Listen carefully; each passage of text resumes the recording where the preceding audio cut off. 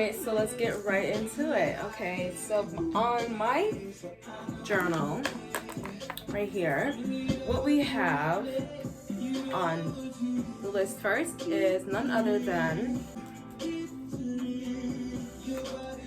one thing I really struggled as a early 20-year-old is social media. That's number one. So for me, I feel like, losing followers shouldn't determine you as a person. It shouldn't, make or break you, if that makes sense. I told myself that losing followers doesn't mean the end of the world. Why do I say this? It's because of the very fact that I saw this one video on TikTok speaking about how, that the followers that you have lost, you will gain back with people who are actually interested in your current self. The ones you had before are followers who followed you because of who you were before. As a young adult, we elevate through life. We become more mature. We lose interest in certain things. Our style, fashion changes. So that being said, because of that exact reason, people tend to get upset because you change. Humans don't like change or something that's unsettling to them. The unknown scares them. So I told myself, just because I lost a few followers today, I shouldn't feel like shit. Like, I remember I had 1,520 something followers, right? And out of nowhere, I just, I didn't do anything. I did nothing wrong. I just, I think I took a day or two off. Next thing you know, I lose literally 5 followers. I'm like, oh, that's fine. I'll gain them back, right? So many thoughts. Little did I know. So then I started posting about God, like inspirational posts that speaks about God in general. And boy, people were not having it. Oh, they were not having it. They were so pissed off at me. They unfollowed me, and they told me they unfollowed me. They're like, oh, I unfollowed you because you're posting about God. And I'm like, what's the issue with me posting about God? Like, you don't have to believe in God. You just have to you just have to appreciate the quotes, if that makes sense. Like, for me, it's not really about religion or pushing out religion to people. It's more so pushing out positivity. So it would say, through trials and tribulations, you elevate and learn from it, something of that sort. And I was like, oh my God, this is so how I feel right now. Like, I'm going through a lot, but God's got me.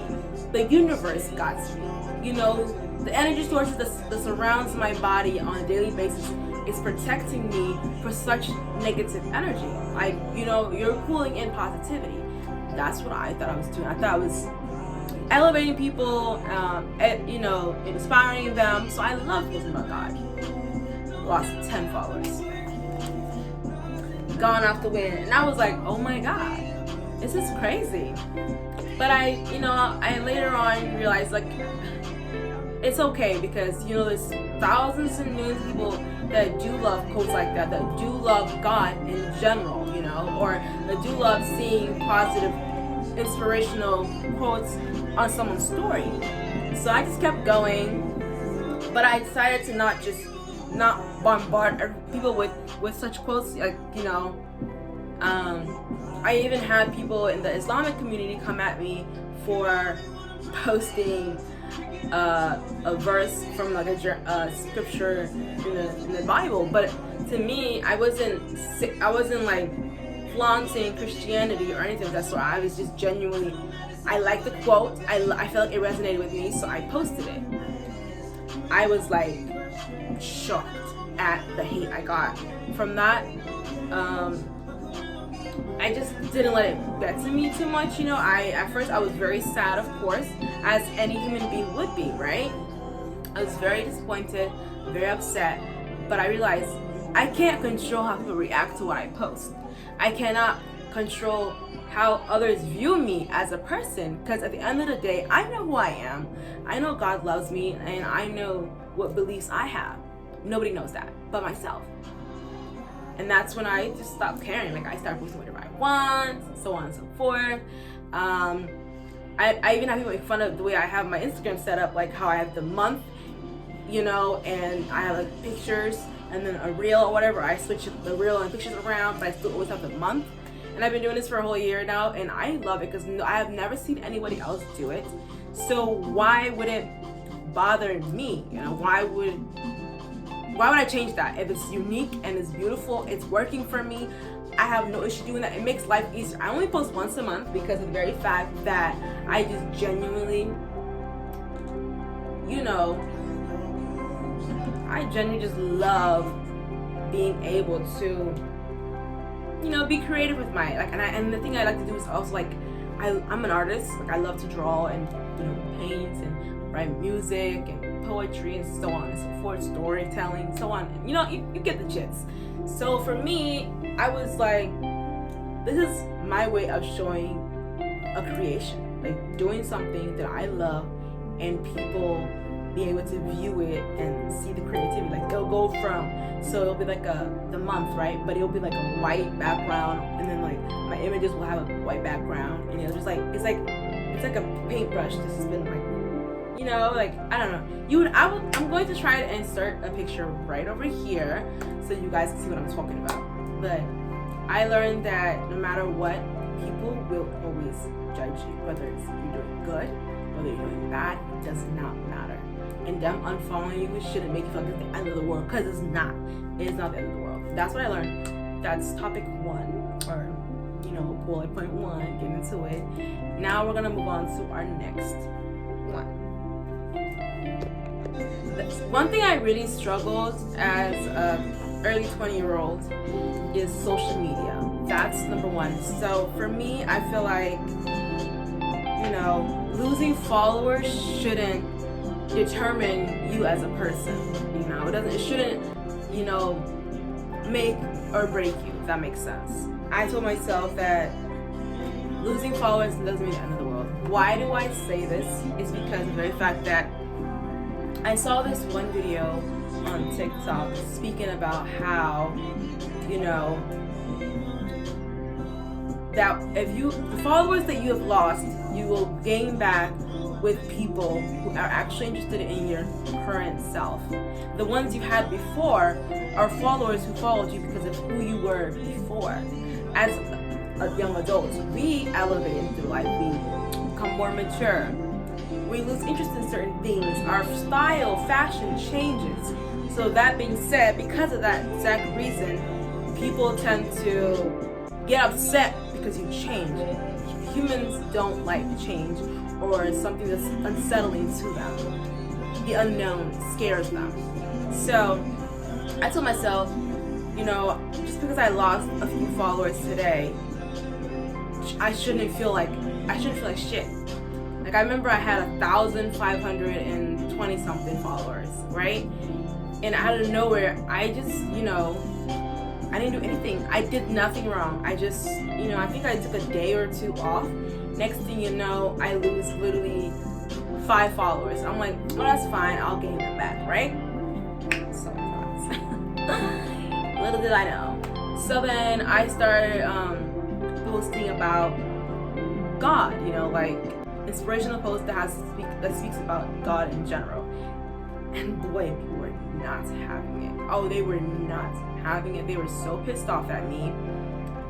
They unfollowed me, and they told me they unfollowed me. They're like, oh, I unfollowed you because you were posting about God. And I'm like, what's the issue with me posting about God? Like, you don't have to believe in God. You just have to, like, appreciate the quotes, if that makes sense. Like, for me, it's not really about religion or pushing out religion to people. It's more so like pushing out positivity. So it would say, you know, through trials and tribulations, you elevate and learn from it, you know, something of that sort. And I was like, oh my God, this is so how I feel right now. Like, I'm going through a lot, but God's got me. The universe got me. You know, the energy sources that surrounds my body on a daily basis is protecting me for such negative energy. Like, you know, you're pulling in positivity. That's what I thought I was doing. I thought I was elevating people, inspiring them. So I love posting about God. Lost 10 followers. Gone off the wind. And I was like, oh my God, this is crazy. But I later on realized, like, it's okay, because, there's thousands and millions of people that do love quotes like that do love God in general, or that do love seeing positive, inspirational quotes on someone's story. So I just kept going, but I decided to not bombard people with such quotes. Like, I realized I can't control how people react to what I post. I cannot control how others view me as a person, because at the end of the day, I know who I am. I know God loves me, and I know what beliefs I have. Nobody knows that but myself. And that's when I just stopped caring. Like, I started posting whatever I want, so on and so forth. I even have people make fun of the way I have my Instagram set up, like how I have the month, and I have like pictures and then a reel or whatever. I switch the reel and pictures around, but I still always have the month. And I've been doing this for a whole year now, and I love it because I have never seen anybody else do it. So why would it bother me? Why would I change that? If it's unique and it's beautiful, it's working for me, I have no issue doing that. It makes life easier. I only post once a month because of the very fact that I just genuinely, just love being able to, be creative with my, like, and the thing I like to do is also, like, I'm an artist. Like, I love to draw and, paint and write music and poetry and so on and so forth, storytelling, so on. You get the gist. So for me, I was like, this is my way of showing a creation, like doing something that I love, and people being able to view it and see the creativity. Like, it'll go from, so it'll be like the month, right? But it'll be like a white background, and then like my images will have a white background, and it'll just like, it's like a paintbrush that's been like, like, I don't know. I'm going to try to insert a picture right over here so you guys can see what I'm talking about.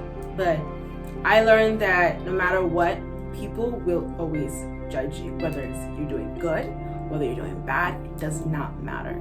And them unfollowing you shouldn't make you feel like it's the end of the world, because it's not. It is not the end of the world. That's what I learned. That's topic 1, or bullet point 1, get into it. Now we're gonna move on to our next. Alright, so next on our list is none other than, it's kind of like a spin-off, like an add-on to what I was just speaking about, but instead of friends, it's family. I titled this one, Even Family Can Be an Enemy / Wishing Bad on Your Life. Why do I say this and why do I want to speak on this? It's because of the very fact that I, in general, am the type of person that puts family before myself. Well, I used to. Not anymore now. Don't get me wrong now. Okay. Anyway, so I used to put my family before myself. My family was always above and beyond. Like, they came first. All the time. Like, no matter what, how sad I am, how low I am on income, money-wise, anything that's going on in my personal life, I always put my family first, and I would make sure they're okay. I would do everything I can to make sure my family was okay before I was even okay. Which is bad. I'm going to tell you this. Never, ever put any human being above you. You come first. You're the most important in your life. What you do for you will benefit you in the future than what you do for others. Because you could help someone today, and tomorrow they'll look at you like they don't know who the hell you are. Okay? Do not let that get to you. Do not let you be a victim of that. But back to the subject on hand. I remember so many times where, like, I would drop everything to make sure the people I love the most became my family, whether it's distant family, intermediate family, or a close family. Either way, they were first, right? I remember one time I was having a very hard time, and I wanted to just pack my bags and move to Syracuse and live with my mother. I was in Nebraska. I was 20 years old. I was, living with relatives, and I wasn't even on the lease, and I was trying to get off. I was trying to leave, but every time I mentioned leaving, it was like I was treated like I'm this horrible person for wanting to leave. But why are you forcing me to be in your home that I'm not even on the lease for? Like, you were paying these bills before I got here, right? So I literally spent every dime. I was so broke to the point where I met this guy, and I just like went with the flow. I really didn't want to be in a relationship with this guy. I really had no feelings for him, to be honest. I feel like the relationship was kind of forced on me because I had no other choice. It was either be here doing all these things with these girls or these people, or moving in with this guy and his mom. You know, he seemed like he loved me and he cared about me. Little did I know he just, I don't know, used me as a trophy wife. I don't really know what was his reason to be with me. I don't even care, to be honest. But that to me was like my out to go get away from these girls. That's a whole long story. I'm gonna talk about that another day. All right, now I'm not gonna let it take up my video. Okay, so I experienced that really badly firsthand from relatives, and then you think you telling your good news to these people because they're family and they're blood, they'd be happy for you. Whole time they're hoping that you don't prosper, that you don't elevate in life, that you always stay in this gutter, and that they're happy because they're in the same situation. But if you're in a better situation than they are, they're never gonna be satisfied because of the fact that you're better than them. Your life is more comfortable because you have better finance. So it was like a lot of jealousy and animosity from my own blood, and that was what drew the line for me. That's when I decided in the year of 2022, I was gonna put me first and what I wanted first. And I didn't care whose feelings got hurt in the making. Because at the end of the day, I am a successful, soon to be successful, billionaire in the making. And I'm not letting anyone stop me. But seeing that when my mom used to tell me growing up, trust no one. And I was literally like 8 years old. I'm like, what are you talking about? What you mean, Mom? What you mean? And she said, trust no one. Don't even trust me, your own mother. She said, أنا هذا أرى أي حليم لي دهاو. هيا ميتو. ما يساسكين دهوه. Ning or أرى أو بتنارا خوص كجر close like you know بتنارا زايد جالتا. بتنارا إمكار. Ning أرى ممراس أو هلايا والممكن كسوبيا ممراسة كسوبيا. I said, damn, Mom, why you being so deep? But to translate, she said, someone so dear to your heart, close to you, would hurt you. Someone you wouldn't think that's so close to your heart can hurt you. And you wouldn't expect that from them, but they would hurt you. They would do things to harm you. You know, you can't trust anyone. She said, even me, Anna, are hadis o sunolato, wujuke in koito an aroy nato. If my mother came back from the dead and introduced herself to me as my mother, I would not trust her. And then she went on to go say, this was like a whole 2-hour long lecture, okay? She went on to go say, she said, Ana da with nara hilaye wana subi mafarayin lakun subiye. Basically, like I can hurt your heart, break your heart unintentionally. Even though I didn't mean to, but I will. Little did I know, 10 years go by and she did break my heart.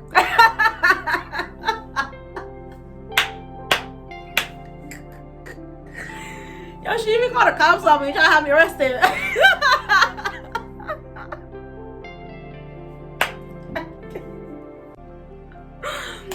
So, she was not lying. She was like, yo, even I can break your heart. And I was like, damn, that's so true. Like, and that's when I realized I don't trust no one but God.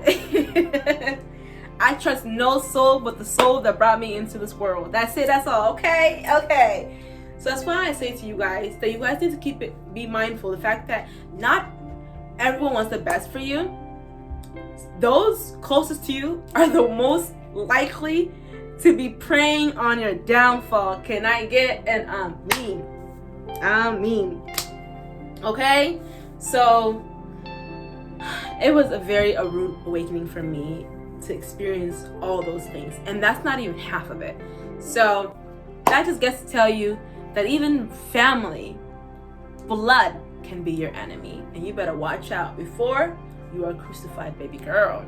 On to the next one. Okay guys, now we're going on to the next one, which is none other than, this one's particularly about relationships, if I'm being honest.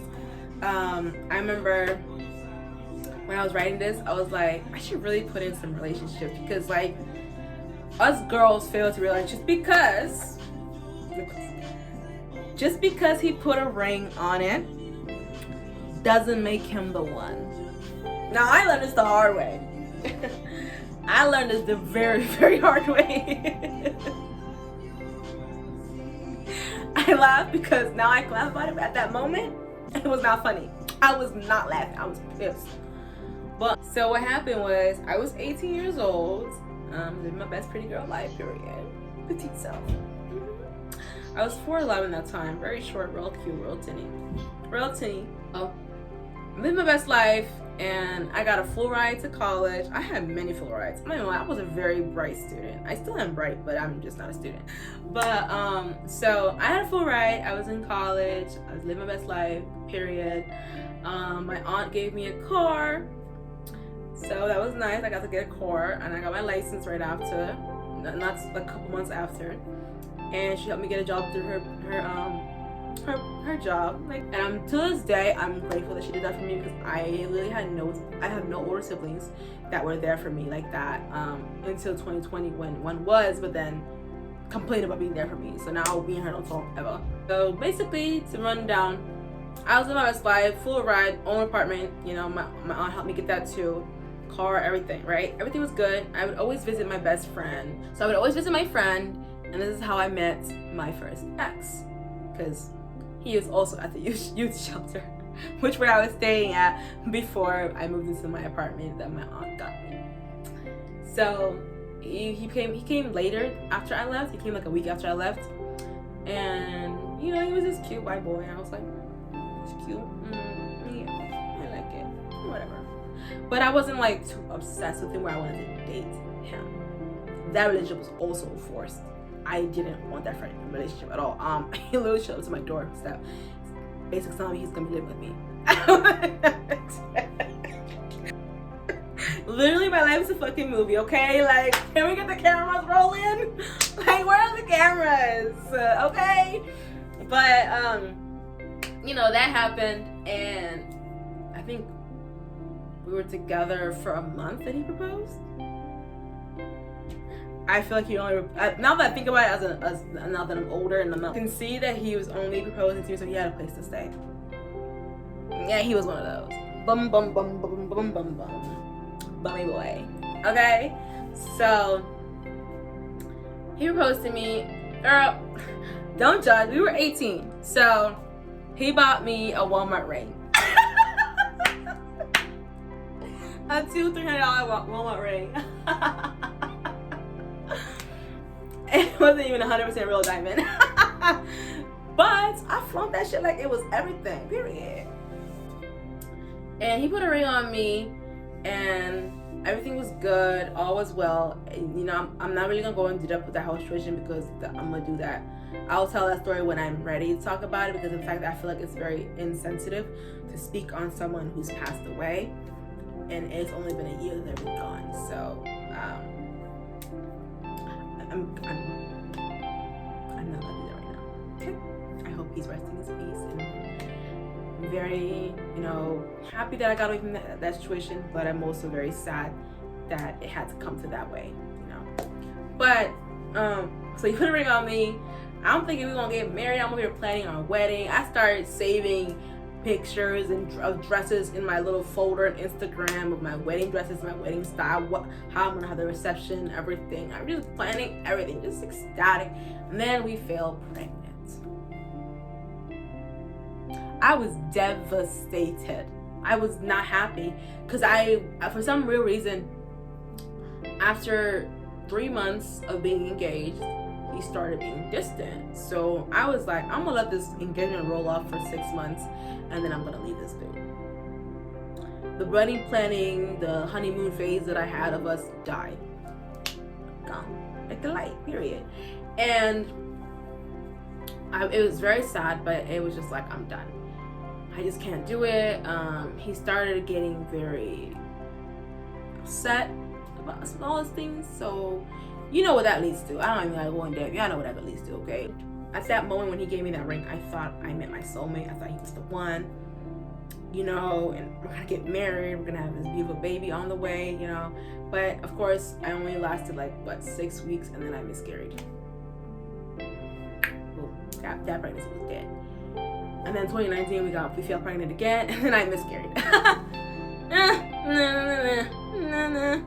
Yeah, I don't really have a good track record when it comes to pregnancies. Yay, period. We love that. Yeah. So that happened. Very, very sad about the illustration, but I'm very grateful because imagine if I had a child with someone who was that toxic to me. I would be in hell. So I think God knew what he was doing when he got rid of them babies. Okay. And then I realized like this is not the one. Like I know my soulmate would never treat me this way. My soulmate would not have me in this type of predicament where women are coming to me as a woman.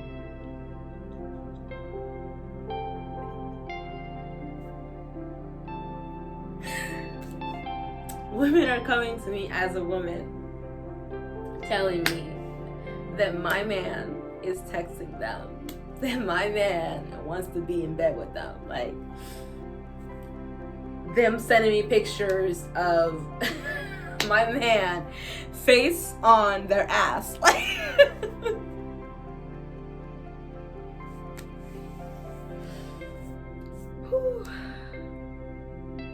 that was, I knew my partner, my future partner, my soulmate would never. I knew God would never have my soulmate be someone so wretched, so heartless, so just unbelievable. Like I knew to the core. That's when I planned my escape with Tara, who reached out to me. She was so sweet. I was so happy to see her email telling me she was thinking about me and was wondering how I was doing. Of course, I responded to her and I said, "Thank you so much for reaching out. You know, I'm doing well." And it was just really nice how this lady was literally a stranger off the internet, a whole stranger, and I'm baffled at how that even happened. Like my friend on Facebook shared Tara's story that Tara had posted on her page. I went on Tara's page. Something inside me told me to text her and ask her how did she escape. And all of a sudden she's sending me a lift, help me plan my escape. It's just whoa. Okay, so I learned that he wasn't the one for me because God wouldn't allow that. And then I left him. I met another person who also put a ring on it. And he also wasn't the one. So I was like, okay, something is wrong with me because why am I attracting men who aren't serious? And then I realized it wasn't me, you know, all the way. Because I had some part in it now. I feel like I wasn't fully healed. That's why I was attracted to such shitty men. But them being shitty men had nothing to do with me. That's just them as a person. And I realized that he might propose, but it's not always the real meaning behind it. It's not because he wants to marry you. It could also be a malicious background of him trying to keep you on a leash, so nobody else can have you. That's what I got from that. Like that's what I got. It's his way of keeping you hostage from achieving better. Because this man is abusing you mentally, physically, whatever it may be. This man is giving you insults, calling you names, calling you useless, out here cheating on you left and right, but he put a ring on it, so you want to stay because you want to be a wife. You have this fantasy of being a wife, and you're like, you are willing to endure whatever it is to have this fantasy come to life, all because of pressure from your parents. And me being an African girl, an East African gal, here I say, okay, I literally live this life. Family members literally asking me, you're about to be 20. Why aren't you in a relationship? Why aren't you settled down? Let us arrange. I rebuke such obligations, such insults. I am not going to be arranged to marry someone I don't know. I'm sorry. I'm just, what? No. That's not me. I want to marry for love. And when I do marry, I want to marry someone I get along with, someone who respects me, someone who loves God like I love God. So, you know, that was embedded in me, that I had to get married. That was the only thing I had. That was my only purpose in life, was to be a wife, to produce children, grandkids for my parents, for them to say they have grandkids. I hated that. I remember I was told, by the time if you after you're 18, you're considered expired. Expired? What am I, milk? For sale? Ma'am, madam, sir, good sir, I'm milk? I'm a product that you're selling that will expire? Like your license plates? Like, is that what I am now? Something, an object that's being bought, that it's expired for a certain amount of time? Honey, in America, we're not in Africa anymore. In America, people don't even get married until they're 30-something years old. Which I don't plan on being that old to get married, personally. I want to be in the middle of my culture and American culture. Like, I'm not about to be 15 getting married or 18 getting married. Like, I did get married, but like, that wasn't really the idea. I just got brainwashed by my partner and the pressure from my family. That's literally what happened to me. So, but as of right now, that I'm, you know, embodying this new woman I am, I do want to settle down before 30. Definitely. I want to be a wife before I'm 30 years old. Like, it doesn't have to be this year, it doesn't have to be next year, or the year after that. I just want to be married before 30. I don't care about having kids before 30, but I want to be married before 30. That's just my personal goal. So, like I said, just because he put a ring on doesn't mean he's the one for you, because at the same time, some men's intentions when they put that ring on you is not pure. They got the devil's way of thinking when they're doing that to you. I've seen women be engaged for 10 years. What are you thinking about? What are you contemplating that you've taken 10 years to marry this girl? I've seen women literally have to broadcast that they want to be wives, telling their partner to propose to me. You can if you want to propose to me. I'm like, what the fuck? Literally, like, that's literally what I see on social media. So I just want to tell the young girls that are now becoming young women to be, like, you know, entering the young adult life. You don't have to be married. You don't need to be in a relationship. I've been single for almost 3 years.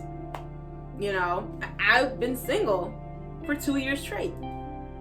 And when I tell you, it's been the best moments of my life, the best time ever.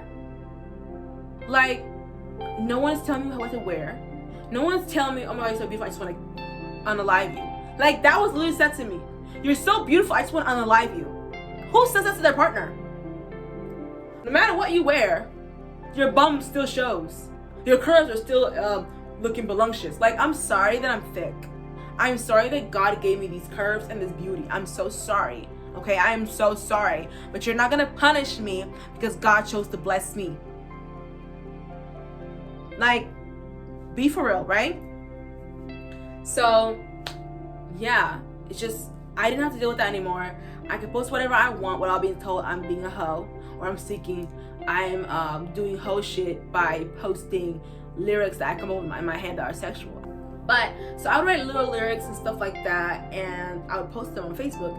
And one of my partners hated that, because every time I post those lyrics, guys slipped in my DMs. I'm like, so what you talking about? I wasn't trying to get any attention. I just was in my innocent, naive brain. I was thinking I'm sharing my art. Like, look what I came up with. Isn't it awesome? Isn't it so cool? Like, that's literally how I viewed it. So to me, it was like I was confused where I was going wrong. But I don't have to deal with that anymore. And I don't have to worry about being cheated on. Like, I've never cheated in my life, but I've always been cheated on. So like, I don't have to worry about nobody fucking with my partner. I don't have to worry about my people being with my man. I don't have to worry about none of that shit. I don't have to worry about no other women being around.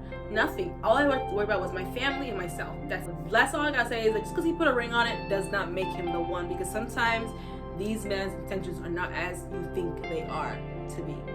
So now let's get into our, I believe this is our last topic. I don't know. We'll see. Period. This is the last part of the video, and what I'm going to be speaking about is none other than side hustles, because of the very fact that we spoke about family and friends not being there for you. Well, not really being there for you, but like, you know, them not being real or, you know, true to what they say they are. And then we spoke about relationships and how, like, sometimes just because he gives you a ring does not make him the one, girlfriend. He not the one. You gotta watch out for these dudes. Like, you know, men are looking, a lot of men, not all men, but like certain men are out here looking for wives, and they are ready. Not all men are ready, but certain men are ready. So if they're ready to get married to you, you need to ask yourself, am I ready to be married to this guy? I mean, I've had 7 dudes within this 2023 asking me to be their wife. But they weren't giving me what I wanted from a partner. And then, that being said, you know, having a side hustle really does come in handy. For the fact that, like, as a woman, you always want to have some form of income that's outside of your job, because you need the extra boost for your lifestyle that you wish to have, especially when you're a single woman. Like for me, I do hair, I would do brows, I would write poems for vows for people's weddings. Like, I did a lot at my early age. Like, at 20 years old, oh yeah, I was writing poems. I was like doing people's essays for them. But like, I wouldn't do dreads, but I would do like braids, styles, brows, like men brows, like making them look manly but not feminine, but cleaned up but manly. I would do that. I would line up their beards, like everything. I was making bank, okay? And that made me very happy. So like, those are side hustles that you could do to like find something that you're good at and make it into a little small source of income. Those are just like internet platform things you can do. Side hustles on the internet, digital side hustles. Those are digital side hustles. But you can also start your own business. Like, there's like a bunch of vendors who would do lashes, lip gloss, hair, nails, whatever, jewelry, clothes, like a little business on the side that you can set up, and boom, you got your thing going down for you. You can literally do that, you know? So to me, it's like, those side hustles really coming through. And the reason why I feel like it's very, very, very, very important for a young adult to have a side hustle is because you don't want to work for someone forever. You want to be your own boss. You want to call the shots, okay? You want to schedule your own, you want to plan your own schedule. Because some of these bosses are rude as fuck. They're not respectful. And I'm not talking about my current job, I'm talking about like my past jobs. Some of these bosses are very rude. They see you as a little kid and they don't respect you as a being, as an adult. They see you as a little kid and they treat you like you're a little kid. And it's like, why are you respecting me? Why are you respecting me? You know, so like, I'm just tired, and I really just I don't want anyone dealing with that type of energy anymore. It's 2024. Get in your bag, baby girl. Get in your bag. Do your thing. Get your big coins. But find a side hustle that one day will become your real career. Because, like, think about it. Those little things that you think are nothing will turn into your big coins. you know. And that's the best thing in the world, in America, that we have, and in many countries, because I know it's not just America that has this ability. Like even in UK you can do that, in Canada, and so on and so forth, right? But you gotta use this advantage that we have. In our generation, we have a huge advantage than most generations ever had. Like, we can make money just sitting on our asses at home. Stop being lazy. Get up. Do something productive with your life, like I've been doing these past few months. Like, I'm not gonna lie, I was a little slacker to myself, you know. Like, I learned to like make my bed every morning. Like on weekends I don't make my bed because I'm gonna be messing up anyways. But on Monday through Fridays, my bed is always made before I leave to go to work. When I come back, my room is looking put together, it's looking nice, and everything's organized. And that's how I feel like my life is fulfilled. My life is organized. And I just love that about myself. Definitely look into side hustles. I know there's a lot of videos on ways you can do these things, like finding vendors. I'm not 100% sure, but about their channel names. I'm not really familiar with the names. I know I watched a lot of videos that showed me, and if I can find them, I'll link it down below. But if I don't, just search up like side hustles for 2024. You'll see all the videos about it. Like, there's videos all over YouTube, Instagram, TikTok, Facebook, that will tell you about things you can do that are considered side hustles but can become your main source of income in the near future if you time it correctly and invest in it and are consistent in that exact way. But that is all that I have that I want to speak to you guys about, what I learned in my early 20s. But I will do more, like a part 2. If you guys do want a part 2, you guys can go ahead and just, you know, comment down below and let me know what you guys would like, what more would you like to, you know, speak on, or something that you guys who are in like same age as me or older would like to advise the younger ladies who are watching this video, the 18 to 24-year-olds that are watching this video now, who would like to know what can you learn, like what is there something for me to learn with like a jump shot. And I feel like when the older women tell the younger women like these things, it's like a cheat sheet to life, you know. And I love that. So I would love for you guys to go ahead and comment down below. Anyways, I would like you guys to go ahead and like, comment, share, and subscribe to my channel and be a part of none other than my beautiful May babies. Bye!